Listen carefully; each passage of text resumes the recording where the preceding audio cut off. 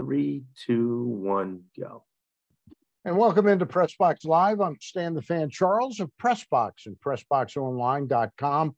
And with me, as always, on these midweek soirees into the world of sports is Gary Stein. Gary, how are you? I'm doing great, Stanley. Happy holidays to you, my friend. Happy holidays to you. It's good to see you again. Thank you. Joining us in just a moment will be Emily Agueda, who's one of the committee members of the Craig Willinger Fund. We'll find out about why I wanted to have her on in just a moment or two. First, I got to tell you all the viewers here about the Costas Inn. That's right. Everybody knows the Costas Inn is the place in town. If you're having, I gotta emphasize my hands are involved. We got to know that the Costas Inn is the place to go for steamed crabs, crab cakes, crab soup. They've got fantastic steaks, wonderful specials throughout the week, Monday through Friday. But a lot of people don't know that the Costas Inn has stepped up their game in the curbside takeout world. You can order your food online at costasinn.com.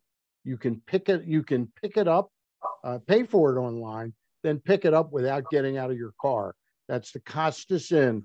Again, they've stepped up their curbside takeout business. And it's all there for you at 4100 North Point Boulevard, the Costas Inn. Website, costasinn.com. All right, joining us right now is an old friend, not age-wise, but we've known her for a while. She used to appear on our TV show, Gary, Inside PressBox. I remembered the name of it because I got the sign behind me. But it's Emily Agueda. She is with the Craig Willinger Fund. And why don't you tell us, Emily, a little bit about how the Craig Willinger Fund started, and then I want to talk about the press release that you sent out on the passing of Grant Wahl. Thank you, Stan. The Craig Willinger Fund is a nonprofit that was started by Craig Willinger, who was a born and raised Highland Towner, big soccer fan, and a realtor. And Craig was diagnosed with cancer in his late 30s. And it was, like anyone who's been diagnosed with cancer, it was devastating. And Craig's loved ones, including my sister, his partner, were looking for a way to try and change that dynamic and give Craig some inspiration. And in a classic Baltimore sense of Baltimore, conversation was had in a Fells Point pub. The subject was soccer. It got around to Craig and his diagnosis, and the person involved, who we didn't know that well, was also a soccer fan. And they took Craig's story away, and 2 weeks later they came back and they said, we want to do something for Craig. I'm part of the Liverpool Supporters Club here in Fells Point, and we want to raise money to send Craig to see his favorite team play in Germany, Bayern Munich. So, this supporters club, which basically, it's a club of people who support Liverpool Football Club. They get together, on the weekends and during match days during the week at a home-based pub, which is currently Baltimore, and they just celebrate their passion for this club. So they raised money, and a few months later, Craig and my sister traveled to Munich, and he credits that to be like a transformative experience for him. And on the plane back, told my sister, we need to do this for other people like me. And he just quickly rolled into standing up the Craig Willinger Fund and raising funds for what was a big year in soccer, 2010, which was a World Cup year. And was that the year that Craig passed, 2010? So Craig was able to serve the fund as its chairperson for 3 years. So he passed away in 2012. Okay. He was able to actually chaperone a trip to Milan with actually a local cancer survivor named Zach Wiley. And so he was able to see the fund get off the ground. We sent someone to World Cup in South Africa for that first trip. We traveled to Barcelona. I was fortunate enough to travel there with a young cancer survivor named Jordan Farrell, and she got to go to Camp Nou and actually got to meet Leo Messi in 2010. And then Craig had that Milan trip. So he passed away in 2012, and we are now on honoree 15. And are really proud that we've persevered through such a loss of our leader and a lot of other challenges as well.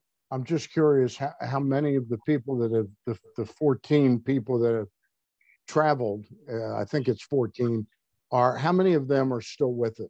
That's a really good question. So it's 15 total, because we had an honorary travel this year in the spring, and we've lost 2. So Nolan Weber actually passed away. His anniversary was yesterday.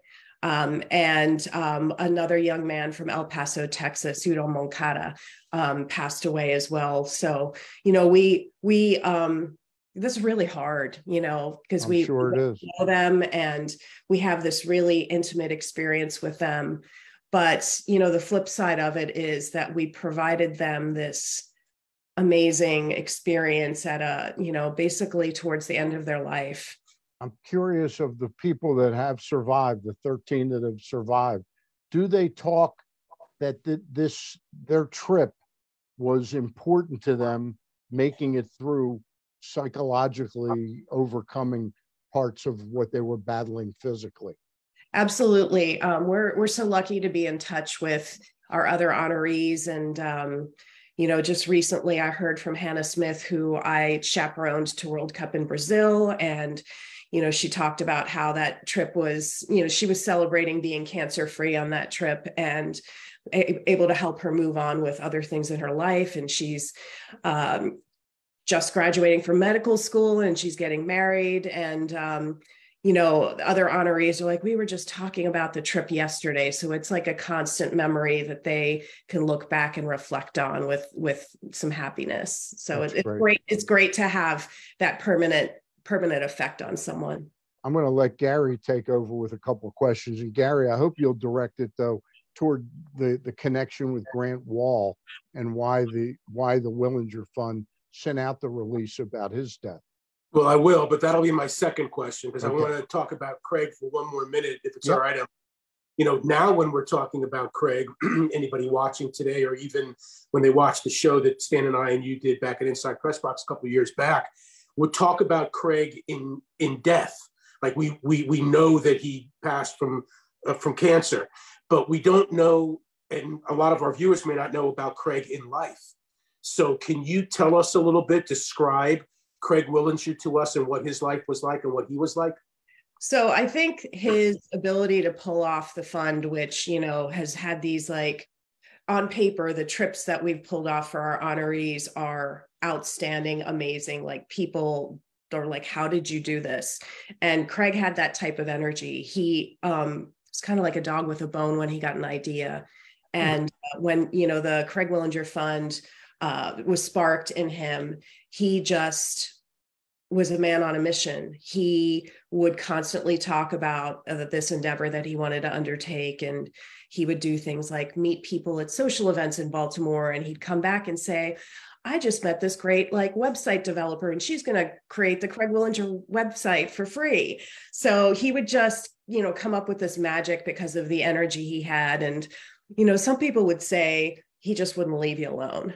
And I think that was part of it. It's like he was just, he was just determined, especially when he knew he could be out there helping others. And I think, that's kind of the way he lived his life too. He had similar qualities, and, his friends that, grew up in the Highlandtown area, and he's a Curly grad, and also, played soccer at Salisbury, and, his friends always had that lasting memory of him, of just kind of standing out, sometimes to the point of being a pain. But great description. Great. Yeah. So we'll call him a persistent, determined optimist. How about that? Yeah. But to Stan's point, now we're all aware, sports fans, anybody really is aware of Grant Wahl's untimely death in Qatar, covering the World Cup 2022. tell us, how does Grant Wahl figure into the Craig Willinger story? Well, Grant and his wife, Celine Gounder, Dr. Gounder, were based here in Baltimore in the late aughts and early 2010s. And so Grant was, had already been established in his Sports Illustrated career and lived in Fells Point and used Slancha Pub as kind of his like soccer home base. So Craig, anybody who knows soccer hangs out at Slancha, and their slogan is "Where soccer is religion." So Grant is a very warm and generous person, and made a lot of friends. And he and Craig met there, and Craig was, he was one of the first that Craig went to and said, "I have this great idea." And with Grant's stature, he really was kind of behind the scenes, always giving us a little bit of advice or a leg up. He also, public facing, did feature stories on us and on our honorees, and was just a constant presence and source of counsel. And I called him our and a supporter. I mean, a strong supporter. Yeah. Yes. I was like going back and looking at a couple of pieces he did on us, and he would say "we" when he talked about us, which really touched me to see that now, especially after such a tragedy. It's funny, not to interrupt your questioning, Gary, but it's funny how the world works. And that brought him here was his wife was doing some doctoral work with her medicine career at Hopkins. So I just wanted to throw that in. Go ahead, Gary. So along the same lines, Emily, and I don't know if you knew Grant all that well, perhaps you did. Can you tell us a little bit more about Grant Wahl? Again, we think of him, unfortunately, in the passing now, but what was he like for those 49 years that he was here? There's a constant thread of adjectives describing Grant. He was kind, he was generous, he was humble. And, through the course of my involvement with the Craig Willinger Fund, I got to know Grant very well after, well, I won't say very well. I think, it's like, it was quote unquote a professional relationship, but, I stepped in as chairperson of the Craig Willinger Fund when Craig passed away in 2012, and we're small, and everything that we do is an effort by the members of our board, whether it's, carrying a tent to an event for marketing, to, doing things like this for promoting the fund, keeping our books. All of those things are done internally. And, having Grant Wahl behind, being able to give us a connection to Real Madrid, or, give us some advice on, how to do something, was really important.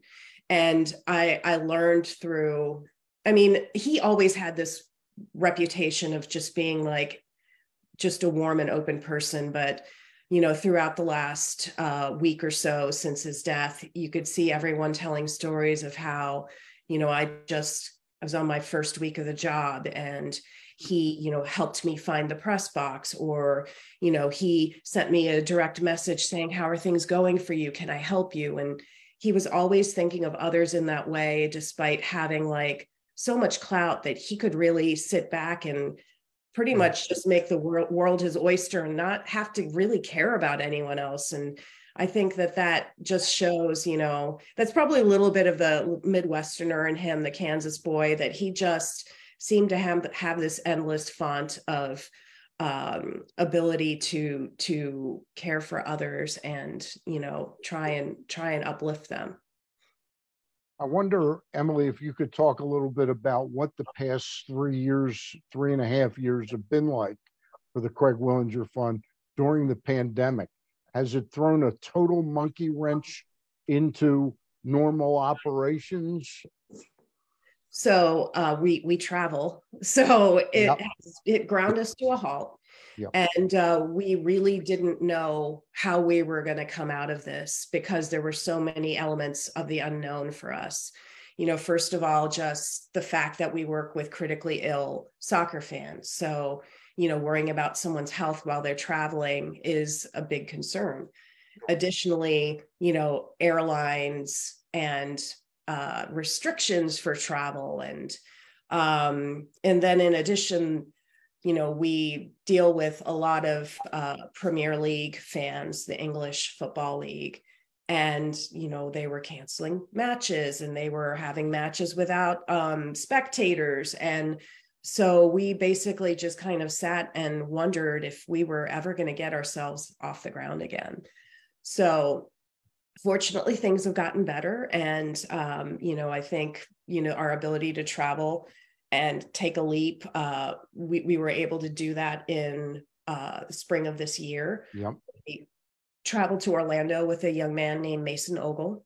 Mason is from Iowa, and he has been diagnosed with cancer basically 4 times. He had osteosarcoma, and it's come back 3 times. And he, just graduated from high school and, is trying to figure out his life. And we felt it was really important to try and, accomplish a trip for him so that he could, find that expression of joy that's probably been pretty difficult for him. Although he's a really robust kid. I mean, he was still trying to find ways to play with his team, and he opted to play in goal because, he wouldn't have to run as much, and his team was very supportive of him. And he had other passions like meteorology and other things that he was just like, I'm just going to do what makes me feel good. And we were so proud to be able to deliver experience with him with the U.S. men's national team that was second to none.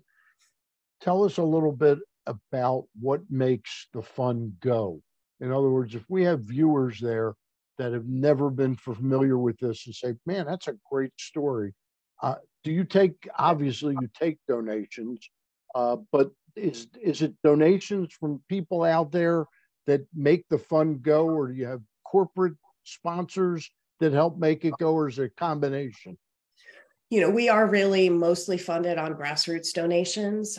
Would we like a big benefactor to help us take some of the pressure off? Sure. But we have been able to do it with, basically donations from soccer fans and other people that hear about, how we support cancer patients. So it's actually a real testimony about the soccer community and what they're willing to do to help people. I mean, the trips we've had aren't cheap.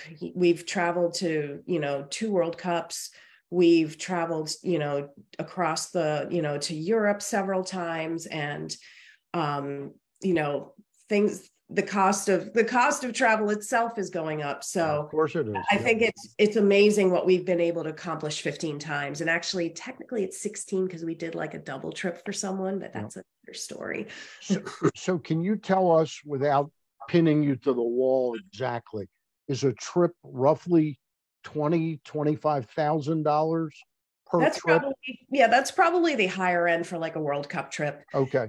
Because World Cup, it's a big event. You usually have to book in blocks, and so it's more like 17 or 18,000 maybe. Yeah, and it can actually scale down more. And we really try and make the trip very focused on the match. And we don't want to have a ton of downtime because, these kids are recovering. Some of them are recovering. Some of them are, post recovery, but the focus is the match. So we try and have a little bit of downtime just for rest and have that experience. So, we've done domestic trips that can be around $5 or $7 grand. Okay. And then, we've gone all the way up to around 25 grand for a World Cup trip. And before I turn you back to Gary for a couple more questions, is the trip decided once you decide who the honoree is and you got their story and what would register to them?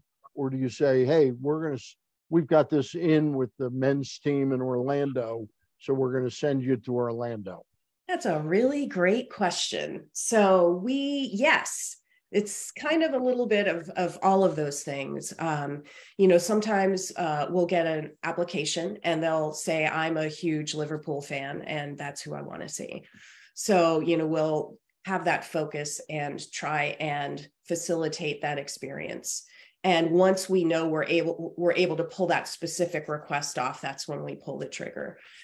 Some clubs are a little bit more challenging because they, like with the Ravens, they have PSLs. Some don't have any, general admission tickets. So we have to find people to help us get in the door. I have a feeling that's where Grant might have helped you a couple of times. Yeah, he was actually specifically responsible for connecting us with Real Madrid for a really wonderful experience there. All right. So now you got to find somebody else to do that. All right. So, but fortunately, he's introduced us to people and they do remember us. So sure. There is his legacy is moving forward with us as well with regard to that. Right. But so I will share the U.S. You mentioned the U.S. soccer experience, and they have been wonderful to us, and they basically told us, if you ever have someone that wants to see the men or women's team, here basically here's the bat phone, just let us know and we'll help you with that. That's great to hear that. That's great to hear that. Yeah. So Emily, the Craig Willinger Fund was founded in 2009, 2010? Yes, it was unofficially in 2009, and then we were government official in 2010. Okay, so the CW Fund has been around for 3 or 4 World Cups, right? 2010, 14, 18, and now 22.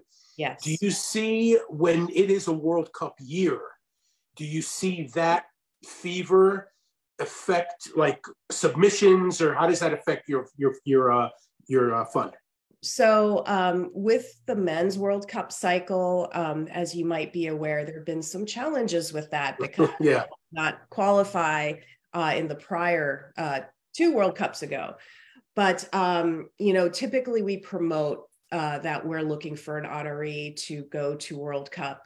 And usually we do that when we have established that we'll have tickets and we'll know what we'll be getting there. So there is a little bit of headway, but we do like to promote around big events like that. The Women's World Cup is going to be in Australia and New Zealand next summer, and we would love to send someone there. So we do promote, and then we also, we'll have people do news pieces on us or a write-up, and they'll hear about us and send in an application. And then the other means is we do reach out to children's hospitals and pediatric oncologists, social workers, and care teams there, and make sure they know about us. But it is a challenge because it's such a niche. So we have to narrow down in, find where these fans are, find who's taking care of them, and make sure that they know that we're a resource for them. And also, what's the breakdown in terms of do you how many kids that you have been able to take on trips have gone to see the women play as opposed to see a men's match? So I'm not sure if it was, I can answer that straight and say we've had one experience with the U.S. Women's Nationals team. Okay. And we had 2 with the men, 1 at a World Cup and 1 at, in Orlando, as we mentioned. And actually, no, I'm wrong. The first trip was World Cup as well in South Africa. So, I think, I don't know if that relates to preference or not, but I think it's just been how we've been cycling through things. But, I think there's been equal interest on all sides. And of course, a lot of interest with the Premier League and La Liga, the Spanish football league as well. Yeah, well, and the point that I'm trying to make, or that I'm trying to get to, is, with all due respect to the men's team, it's the women's team that's really one of the top teams in the world. Yeah. So I would just, and there's that concession by the men's team now to split pay equally with the women. And there was that whole big thing where the women obviously went to court and tried to sue, et cetera. So I'm just wondering about the equality of all that, and wondering how how you're wrapping your head around that. Yeah, I think that was a really, that was a milestone for U.S. soccer. And I think that it is really, really shows the unity behind the ideal of equal pay, that both the men and women's team were united behind that CBA. And, immediately after they declared that they had come to an agreement, one of the men's players, Walker Zimmerman, was at camp, and he was there with his toddler, who, was able to bring it there because the men now had benefits for childcare while they were in camp. So he could bring his child with him. And I thought that was really special, because you always think of like the mothers needing that. And, here was an example, like the first example was a man bringing his child with him so he could still have, be a dad during that month that he was away. Stan, if I could ask one more real quick. Yeah. I'll let you ask one more, and then I got a couple to close out. And then we'll close it out. Gotcha. So Emily, now, with Grant's unfortunate passing, is there an effort, or is there someone else in the soccer media that you can touch upon to kind of carry the mantle that Grant Wahl had kind of paved the way with? That's really hard to say. We've met a lot of great people along the way, but I think Grant's been credited with being the first American soccer journalist to have a go at the profession full time. He was the first person to be like, I'm all in with soccer. Yep. And, that started in the 90s.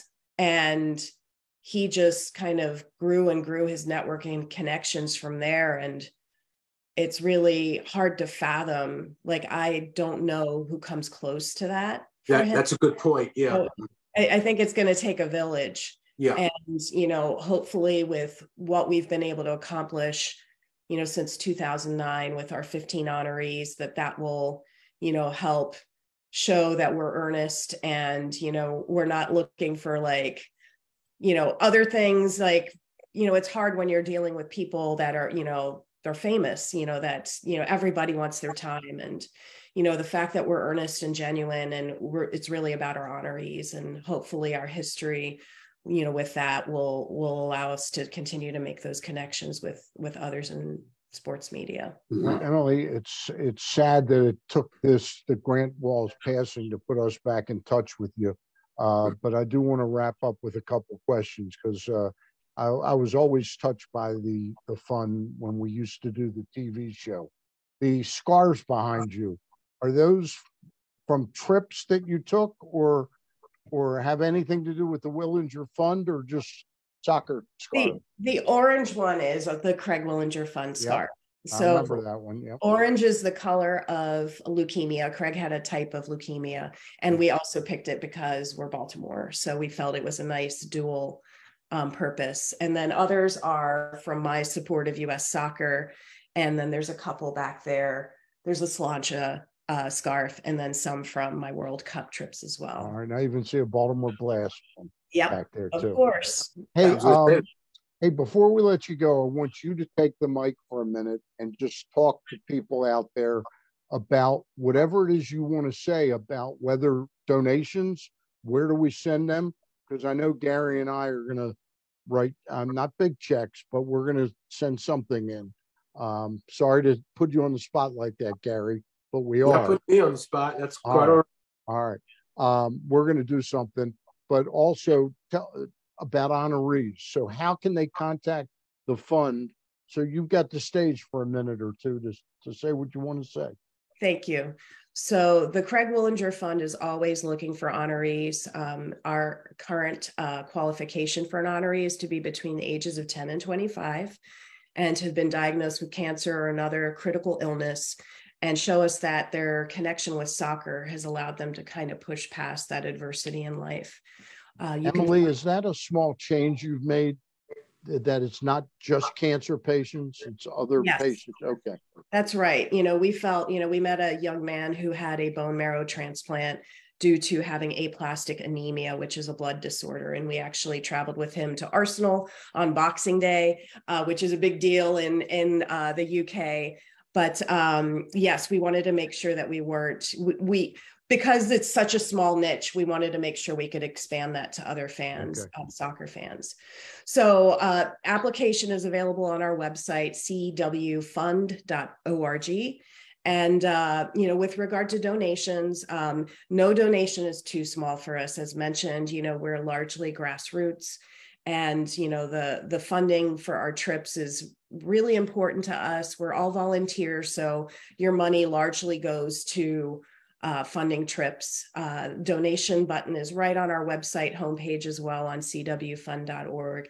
And, we are really proud of the fact that no one gets paid for this work. We don't have a home office. We don't even have business cards because we want to make sure that donations are optimized towards honorary trips. Wow. So we're excited about the possibility of traveling next year and Women's World Cup and all of the great soccer events that happen around the world. And we really hope that we can connect with young fans that need a lift through soccer. So go to CWFund.org, and that's where you can find out the place to reach you. Okay. Got one last question. We always hear in general terms that Grant Wahl and Craig Willinger knew each other. They met at Salantia. But do you have a background story, like were they arguing one day and became friends, or how did they end up talking down there? I don't know the specific story, but I know Grant because I, was in Brazil and he did an interview with us there. And he also invited me and the honoree Hannah and her mom to watch a match with him and his crew after our interview. And I saw him at an event where he was swarmed by people, and Craig had the same type of personality. Like, he would sit down at a bar and chat with the person next to him. And I'm sure they just started talking over soccer because that's what both of them do. And, Craig would not ever stop talking about soccer, even if he didn't know you were a fan or not. Whether or not you were a fan, he was going to talk to you about soccer. And, I am no doubt they were probably like magnets. Yeah. They're drawn together by their passion for soccer. We really appreciate your coming on and talking about this with us, Emily. Please say hello to Joanna for us. Okay. Thank you so much for having me on. And you stay in touch with us and we'll stay in touch with you. We will. Right. I'm getting over my broken heart of not having World Cup here in 2026. So maybe you'll be able to counsel me through that. We'll try our best. At least we've got it in the States, but it seems to me there were 2 times where Baltimore had a real shot. That is why the U.S. broke off and needed Mexico and Canada. And then once it was the U.S., how we didn't get it, I'm not quite sure. But Washington, D.C. had the highest viewership in the U.S. of the World Cup final. I know. Very sad. Yeah, I'm not bitter. All right. Hey, we're not bitter. No, we're just going to get better. Thank you, Emily. Thank you. Thank you. Listen, this is our last show before the holidays. Gary and I will be back in early January. So will Ross and I be back with our baseball talks on Monday night. And Gary and I will be Wednesdays and Thursdays whenever we can get it together. Want to thank the Costas, as always, for helping us out. Hope everybody watching this has a great holiday season and be kind to one another. See you later. Thanks guys. See ya. Bye.